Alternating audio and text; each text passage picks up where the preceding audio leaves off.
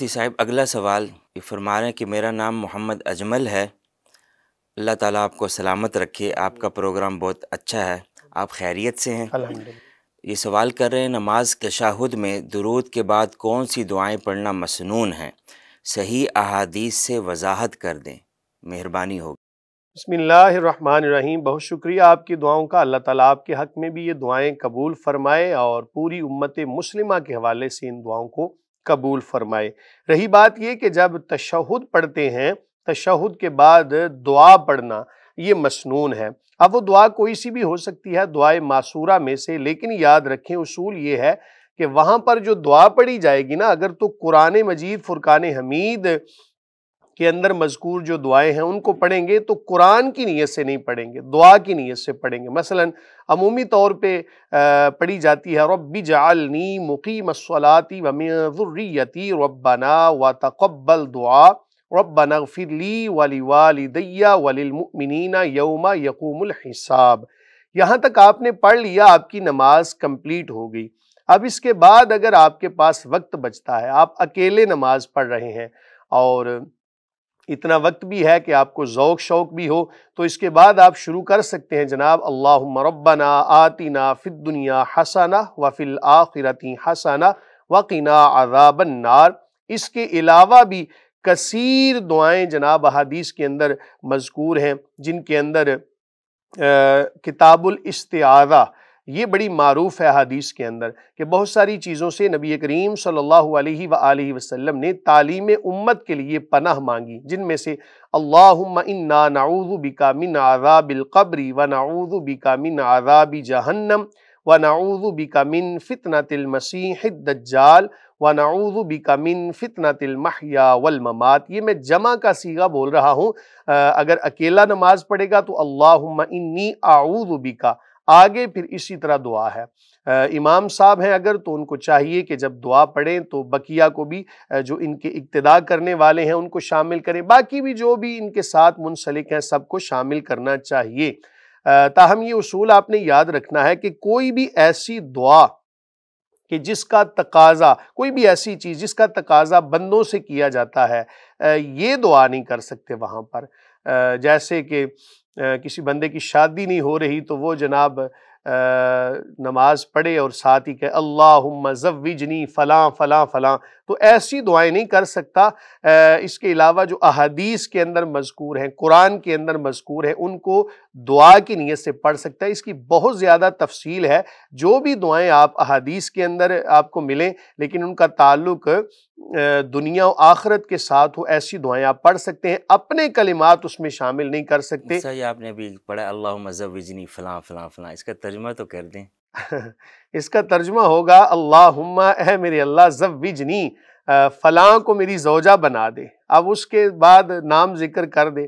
تو یہ دعا ویسے آپ کر سکتے ہیں، نماز پڑھ لیں اور آپ کو اگر کوئی خاتون کوئی پسند ہے تو اس کے حوالے سے آپ دعا کرنا چاہتے ہیں تو اس کے بدلے ایک آیت میں بھی تو آتا ربنا ہب لنا من ازواجنا جی جی بالکل۔ وذریاتنا، قرآن کی آیت میں تو ہے یہ دعا، اگر کوئی اپنے الفاظ میں کر لے تو جائز نہیں ہوگا؟ اپنے الفاظ میں نہیں کر سکتا، ہاں اگر وہ نماز کے اندر پڑھنا چاہے اللہم ربنا ہب لنا من ازواجنا وذریاتنا قرۃ اعین وجعلنا للمتقین اماما، چونکہ یہ قرآن کے اندر مذکور ہے تو دعا کی نیت سے اس کو پڑھ سکتا ہے، لیکن اب اس کے اندر اضافہ اپنی طرف سے نہیں کر سکتا۔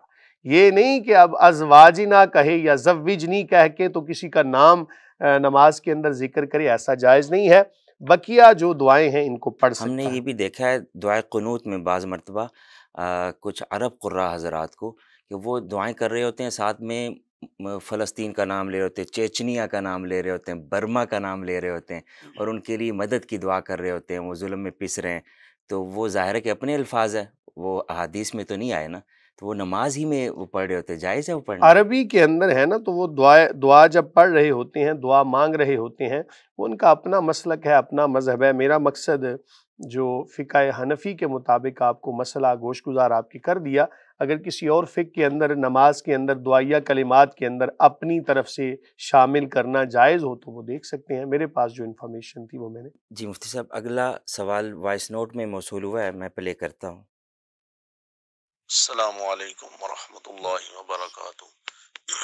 مفتی صاحب کیسے ہیں؟ ٹھیک ہے مفتی صاحب، ایک مسئلہ ہے کہ ایک عورت ہے، اس کا خاوند بیرون ملک میں فوت ہو جاتا ہے، تو وہ اس کی عدت کا کیا مسئلہ ہوگا؟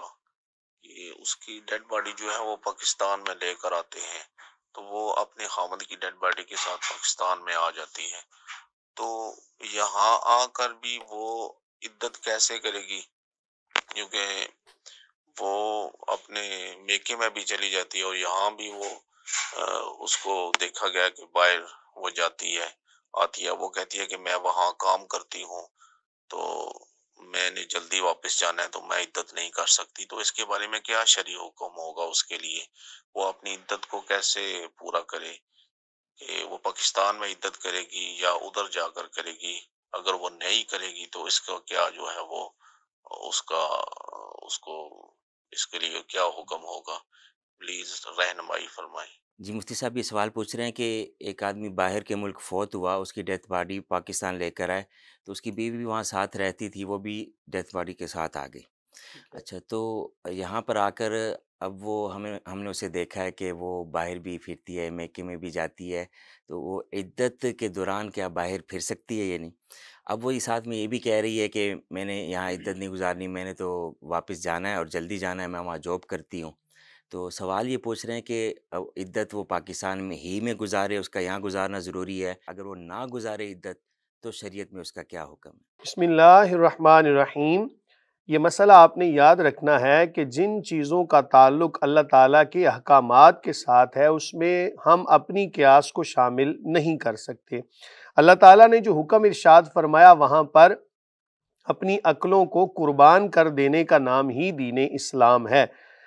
خالق کائنات نے فرمایا والذین یتوفون منکم ویذرون ازواجا یتربصن بانفسہن اربعۃ اشہر وعشرا، کہ وہ خواتین تم میں سے کہ جن کے خاوند فوت ہو جائیں تو وہ اپنے آپ کو روکے رکھیں 4 مہینے 10 دن تک۔ یہ خاتون کی عدت بنتی ہے جس کا خاوند فوت ہو جائے۔ جیسے ہی خاوند فوت ہو فی الفور خاتون کے لیے ہے کہ وہ اپنے شوہر کے گھر میں عدت کو پورا کرے، اور عدت کا پورا کرنا یہ ہے کہ بناؤ سنگار نہیں کر سکتی، بغیر عذر شرعی گھر سے نکل نہیں سکتی، اور کسی بھی ایسے مرد کے ساتھ کہ جس کے ساتھ اس کا نکاح ہو سکتا ہے اس سے ملاقات نہیں کر سکتی۔ اگر بالفرض بامر مجبوری اس کو گھر سے نکلنا پڑے تو دن کی روشنی میں گھر سے نکلے اور رات آ کے اسی جگہ پر گزارے۔ اس کے اندر بہت ساری حکمتیں ہیں اور خاتون کے لحاظ سے تحفظات ہیں۔